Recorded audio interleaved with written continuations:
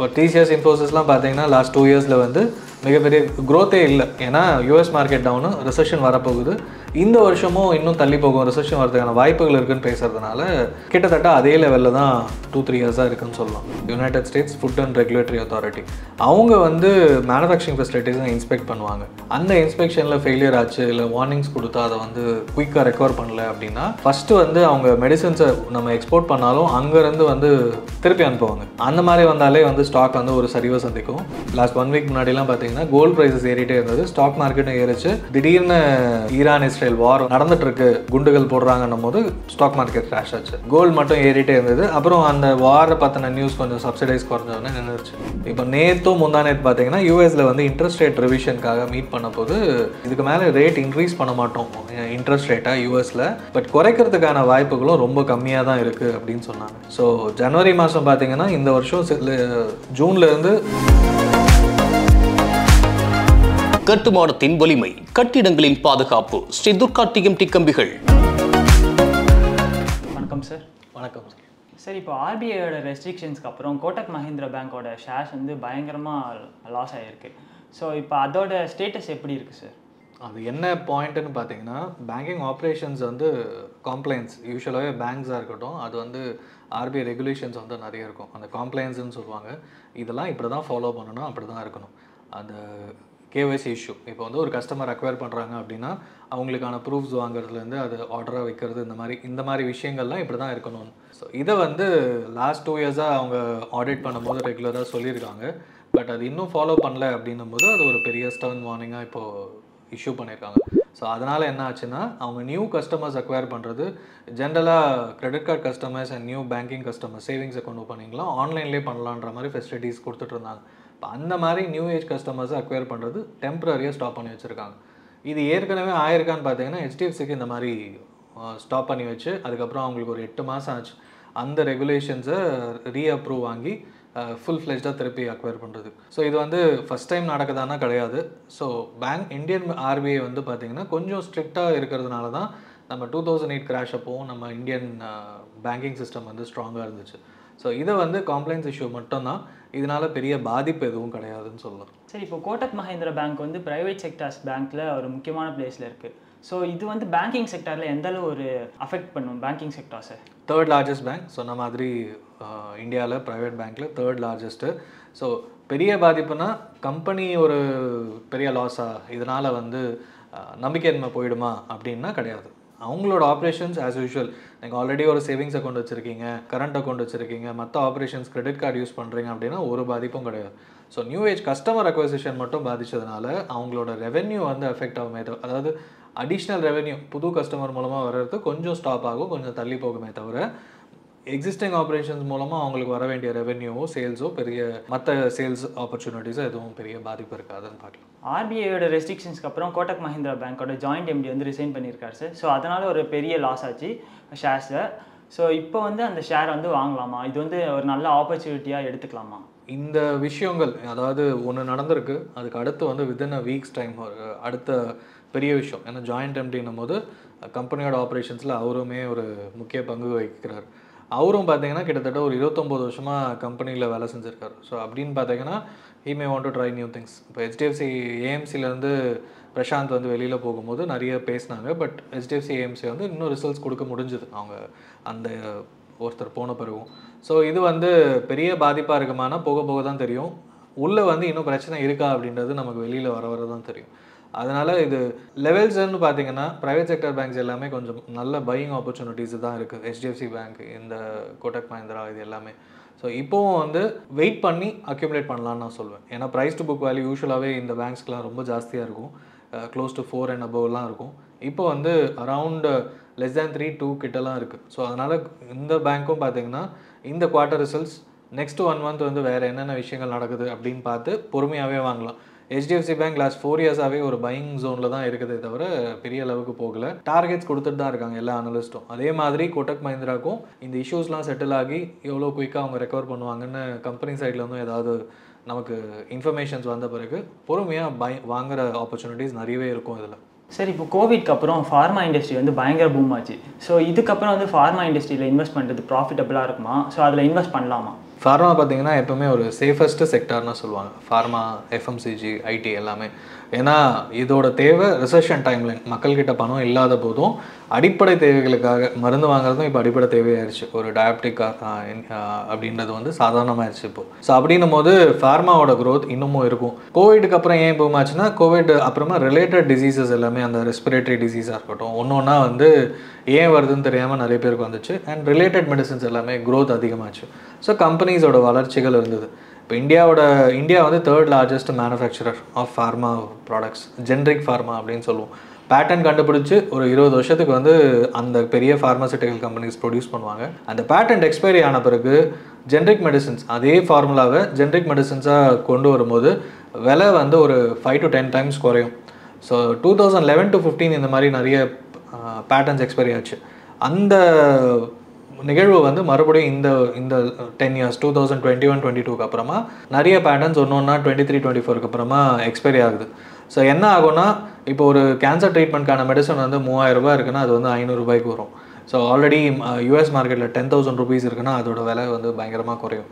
So அப்போது இங்கே இருக்கிறவங்க வந்து ஜென்ரிக் மெடிசன் ப்ரொடியூஸ் பண்ணும்போது இந்தியா மட்டும் இல்லை, லார்ஜஸ்ட் மேனுஃபேக்சர் சொல்கிறோம், அதே மாதிரி biggest exporter of pharmaceutical medicines, generic medicines. So உலகம் ஃபுல்லாக நிறைய நாட்டுக்கு எக்ஸ்போர்ட் பண்ண முடியும். மேஜராக யூஎஸ், யூரோப்பியன் நேஷன்ஸ், அப்புறம் மற்ற rest of the world. So இந்த ஆப்பர்ச்சுனிட்டி இன்னும் இன்க்ரீஸ் ஆகிட்டு தான் இருக்குது இந்தியன் மார்க்கெட்டுக்கு. இப்போது $65 billion 2030க்குள்ளே $130 billion போகுன்றது கவர்மெண்ட்டோட கணிப்பு. ஸோ அதனால் மிகப்பெரிய வளர்ச்சியை சந்திக்கிறதுக்கான வாய்ப்புகள் இருக்குது இன்வெஸ்டரை பொறுத்த வரைக்கும். சார், நம்மளோட சப்ஸ்கிரைபர்ஸ்க்காக 2 ஃபார்மா கம்பெனிஸ் வந்து கன்சிடர் பண்ணலாம். இதை வந்து ஒரு லாங் டேர்முக்கு நீங்கள் சஜஸ்ட் பண்ணால் எந்த ஸ்டாக்ஸாக இருக்கும்? ஒன்று வந்து பயோகான் பார்க்கலாம். ஸோ லாஸ்ட் 4-5 yearsஆகவே வந்து மிகப்பெரிய நல்ல பெரிய மூமெண்ட்டே இல்லாமல் இருக்கிற ஒரு கம்பெனி. ஏன்னு பார்த்தீங்கன்னா, ஒரு கம்பெனி அக்வயர் பண்ணாங்க. அது இல்லாமல் இவங்க பயோசிமிலர் அப்படின்ற ப்ராடக்ட்ஸை தான், அதாவது ஒன்று ஏபிஐ கீ ஃபார்மசூட்டிக்கல் இன்க்ரீடியன்ட் சொல்லுவாங்க, அது ரெடி பண்ணி ஜென்ரிக் மெடிசன் ப்ரொடியூஸ் பண்ணுற கம்பெனிஸ். அது இல்லாமல் பயோசிமிலர் லைவ் ப்ராடக்ட்ஸ், உயிரோடு இருக்கிற விஷயங்களை வச்சுட்டு பண்ணுற மெடிசன்ஸ் கொஞ்சம் டிஃப்ரெண்ட்டாக இருக்கும், பயோசிமிலர்னு சொல்லுவாங்க. ஸோ அதை ரெடி பண்ணுறதுல பயோகான் வந்து ஒரு தனி கம்பெனின்னு சொல்லலாம். ஸோ அந்த கம்பெனியோட வளர்ச்சி நெக்ஸ்ட்டு ஒரு 6-7 yearsக்கு ஏன் ஜாஸ்தி ஆகும்னா, அவங்களோட பேட்டர்ன்ஸ் ஒன்று வந்து ஒவ்வொரு ஸ்டேஜில் இருக்குது. அது இல்லாமல் பயோசிமிலர் லான்ச்சஸும் நெக்ஸ்ட்டு 7-8 yearsக்கு வந்து பிளான் பண்ணியிருக்காங்க, கிட்டத்தட்ட ஒரு 20 மெடிசன்ஸ். ஸோ அப்படின்னும் போது இவங்களோட சேல்ஸும் ஜாஸ்தி ஆகும்னு எதிர்பார்க்கலாம். ஆட்டோமேட்டிக்காக சேல்ஸ் ரெவென்யூ ஒன்று ரிஃப்ளெக்ட் ஆகும். ஸோ ஆட்டோமேட்டிக்காக இவங்களோட ஸ்டாக் ப்ரைஸ்லேயும் அது ரிஃப்ளெக்ட் ஆகலாம். லாஸ்ட் 3 monthsலேயும் வந்து இவங்க வந்து ஒரு ஐ திங்க் ஒரு 200 லெவல்ஸ்லேருந்து இப்போ 300 கிட்ட டச் பண்ணியிருக்காங்க. ஸோ இதை வந்து அண்ட் இப்போ இருக்கிற ப்ரைஸ் ஏர்னிங் ரேஷியோ லெவல்ஸ் பார்த்தாலும் லாஸ்ட் 5 years ஆவரேஜோட ரொம்ப கம்மியாக இருக்குது. ஸோ அக்யூமுலேட் பண்ணுறதுக்கு கன்சிடர் பண்ணுறதுக்கு ஒரு நல்ல கம்பெனின்னு சொல்லலாம். அதே மாதிரி சன் ஃபார்மா, ஜைடஸ் லைஃப் சயின்ஸ் இந்த மாதிரி கம்பெனிஸும் பார்த்தீங்கன்னா ப்ரைஸ் ஏர்னிங் ரேஷியோ லெவல் ஓரளவுக்கு அட்ராக்டிவ் லெவல் இருக்குது லாஸ்ட் 5 years கம்பேர் பண்ணும்போது. ஜென்ரலாக ஃபார்மாவை அப்படி தான் அனலைஸ் பண்ணுவோம். அண்ட் இவங்களோட சேல்ஸ் க்ரோத்தும் வந்து cancer treatment as well as over the counter மெடிசன்னு சொல்லுவோம், நான் டைரெக்டாக போய் வாங்குறது, அதுலேயும் இவங்க number 1 as well as prescribed medicine, doctor எழுதி கொடுத்தா மட்டும்தான் கிடைக்கும் அப்படின்றது. ஸோ அந்த கார்டியோவாஸ்குலர், ரெஸ்பிரேட்டரி ரிலேட்டடாக, கேன்சர் ரிலேட்டடான மெடிசன்ஸ்லாம் வந்து ஜாயிண்ட் வெஞ்சர்லாம் இவங்க ஆல்ரெடி பண்ணி வச்சுருக்காங்க, Zydus Life science. So next ஒரு 5-6 yearsக்குன்னு கன்சிடர் பண்ணோன்னா, ஐ மீன் லாங் டேர்மில் இவ்வளோ லாங் டேர்ம் தேவையில்லை, பட் அட்லீஸ்ட் இமீடியட்டாக 2-3 yearsல ஒரு நல்ல க்ரோத்து பார்க்கலாம் அப்படின்னா இந்த 2-3 கம்பெனிஸ் பார்க்கலாம், Biocon, Zydus Life Science and Sun Pharma. Sir, pharma இண்டஸ்ட்ரியில் இவ்வளோ அட்வான்டேஜஸ் சொன்னீங்க. ஸோ இதுலேயும் ஏதாவது டிஸ்அட்வான்டேஜஸ் இருக்குல்ல? ஸோ அப்படி ஏதாவது டிஸ்அட்வான்டேஜஸ் இந்த டைமில் இதை வாங்கக்கூடாதுன்னு எதாவது இருக்கா? இப்போ அட்ராக்டிவ் லெவல் சொல்கிறோம்.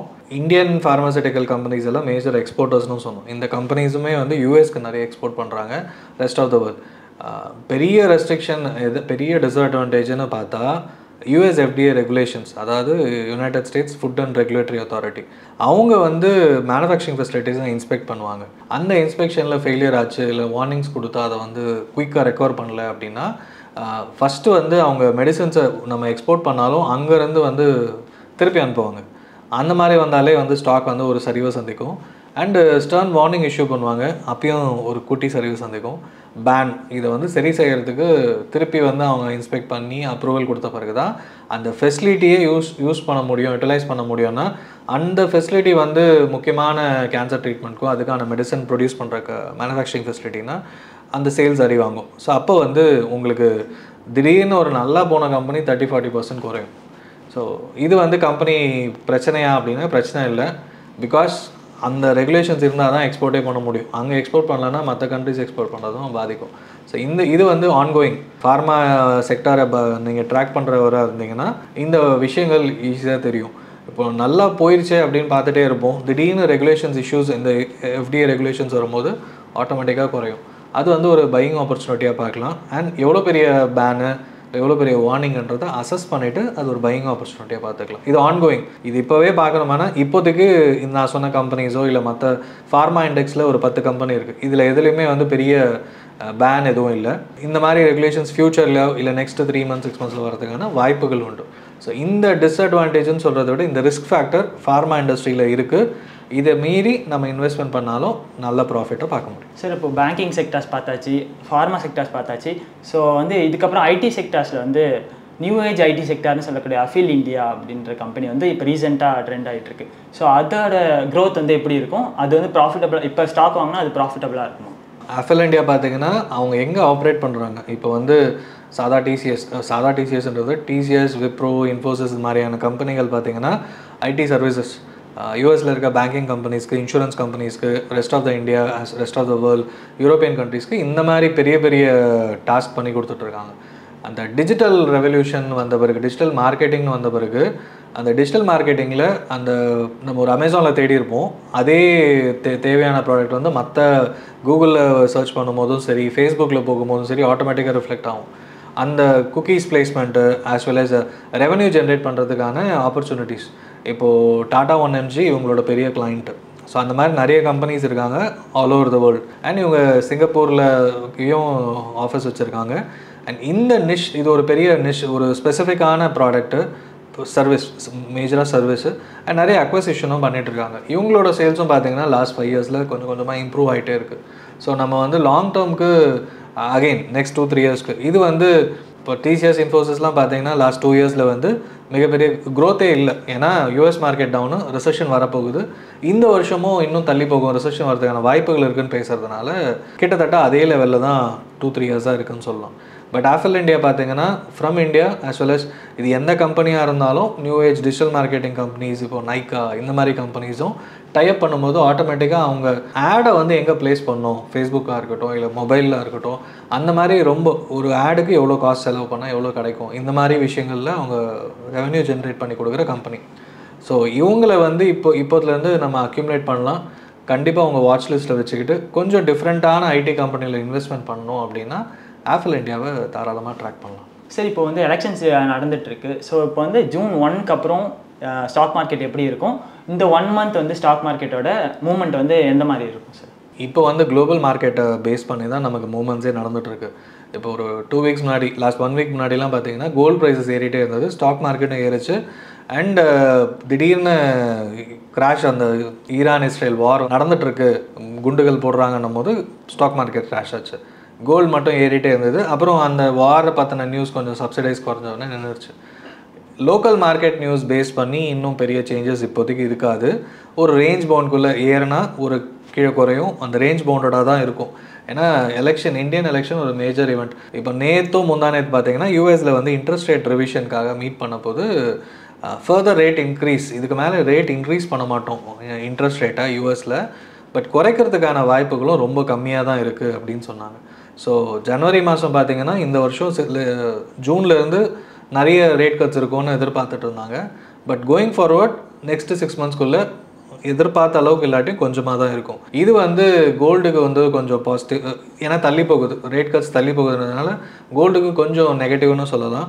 ஸ்டாக் மார்க்கெட்டை பொறுத்த வரைக்கும் பாசிட்டிவாக இருந்தது. இந்தியன் மார்க்கெட்டும் 200 points ஏறிச்சு சென்செக்ஸ் அந்த டைம்லைனில், நேற்றுன்னு நினைக்கிறேன். ஸோ இந்தியன் மார்க்கெட்டை பொறுத்த வரைக்கும் இப்போது எக்ஸிஸ்டிங் கவர்மெண்ட் திருப்பி வர்றதுக்கான வாய்ப்புகள் தான் ஜாஸ்தியாக இருக்குதுன்னு பேசிக்கிட்டே இருக்கும். அதை ஃபேக்டரின் பண்ணியாச்சுன்னா இவங்க தான் வரப்போகிறாங்க, அதனால் அப்படியே போகிற மாதிரி இருக்கும். அந்த மெஜாரிட்டி அப்படின்னு அவங்க பேச ஆரம்பித்து 400 அப்படின்னு பேசிகிட்டு இருந்தாங்க. அந்த 400ன்றது 300 ஆனாலும் சரி, அந்த அபவ், அந்த முக்கியமான 272க்கு அபவ் வந்தாலும் கொஞ்சம் கரெக்ஷன்ஸ் இருக்கிறதுக்கான வாய்ப்புகள் உண்டு. பட் மேஜர் சேஞ்ச் வராமல் இருந்துச்சுன்னா அதே 350-400 வந்தாங்கன்னா மேபி அப்படியே ஸ்டாக் மார்க்கெட் கண்டினியூ ஆகும். ஏன்னா இவங்க தான் வரப்போகிறாங்க அப்படின்ற மாதிரி இப்போ மூமெண்ட்ஸ் போயிட்டுருக்கு. அதில் ஏதாவது சேஞ்சஸ் வந்தால் மட்டும்தான் ஸ்டாக் மார்க்கெட்டில் சேஞ்சஸ் எதிர்பார்க்க முடியும். இப்போதைக்கு அதுக்கான சாத்தியக்கூறுகள் இருக்கான்னா அது தெரியல. ஸோ போக போக தான் மார்க்கெட் லோக்கல் நியூஸை பேஸ் பண்ணி ஜூனில் எப்படி ரிஃப்ளெக்ட் பண்ணுன்றது தெரியும். ஸோ நீங்கள் நிறைய இன்வெஸ்ட்மெண்ட் பண்ண போகிறீங்க, 1 லட்சம் 2 லட்சத்துக்கு மேலேனா மேபி 25-30% ஆஃப் த அமௌண்ட் வந்து இப்போ நம்ம சொன்ன கம்பெனிஸை ஃபர்தர் அனாலிசிஸ் பண்ணிவிட்டு அதை வந்து வேல்யூவேஷன் வைஸ் நல்லா இருக்குன்னா அக்யூமுலேட் பண்ணுங்கள். ஏன்னா மார்க்கெட் குறையுது அப்படின்னா எல்லா ஸ்டாக்குமே குறையாது, ஒரு சில ஸ்டாக் ஏறும். எஃப்எம்சிஜி ஏறலாம், ஃபார்மா ஏறலாம், இந்த மாதிரி டைம்லைனில். அப்போது வேல்யூவேஷன் கம்மியாக இருக்க கம்பெனிஸ் நீங்கள் போட்டிங்கன்னா லாஸ்ட் 2 வீக்ஸில் அப்சர்வ் பண்ணியிருந்தீங்கன்னா HDFC பேங்க் மார்க்கெட் குறையும் போது ஏறிச்சு, மார்க்கெட் ஏறும் போது குறைஞ்சிது. ஸோ அந்த மாதிரி ஸ்டாக்ஸை நீங்கள் ஏன்னா வேல்யூவேஷன் வைஸ் அது ரொம்ப அட்ராக்டிவாக இருக்கிற கம்பெனிஸ் இன்வெஸ்ட்மெண்ட் எனி டைம் பண்ணலாம். ஸோ எலெக்ஷனுக்காக ரொம்ப தள்ளி போடாதீங்க, கொஞ்சம் கொஞ்சமாக இன்வெஸ்ட்மெண்ட் பண்ண ஆரம்பிங்கன்னு சொல்லுவோம். ஷேர் மார்க்கெட் பற்றி நிறைய இன்ஃபர்மேஷன் இன்றைக்கி எங்கள் கூட ஷேர் பண்ணிக்கிட்டீங்க. இன்றைக்கி நிகழ்ச்சிக்கு வந்தமைக்கு நன்றி. நன்றி. இந்த வீடியோ உங்களுக்கு பிடிச்சிருந்தா லைக் பண்ணுங்க, ஷேர் பண்ணுங்க, கமெண்ட் பண்ணுங்க, மறக்காம பெல் பட்டனை கிளிக் பண்ணிட்டு சப்ஸ்கிரைப் பண்ணிடுங்க.